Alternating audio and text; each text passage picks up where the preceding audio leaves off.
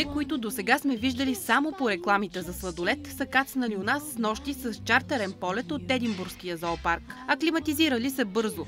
Гледачите им били предупредени, че едва ли ще припарят до вода поне ден-два след пристигането си. Гостите обаче се изкъпали дружно в басейна веднага след като били настанени в клетката. Пингвините, както знаете, са птици, които са много привързани към водата, тромави на сушата, не могат да летат, но във водата просто са като изтребители. И 6 пингвинчета са още бебета. Най-големият е на 2 годинки, а най-малкият на 6 месеца. Почти час в снега прекара Силвана Христова, за да наблюдава любимите си животни. Това ме накара да се събуда тотално в неделя. Наскоро гледах и Весели крачета, филма за пингвините с децата си. Беше страхотно.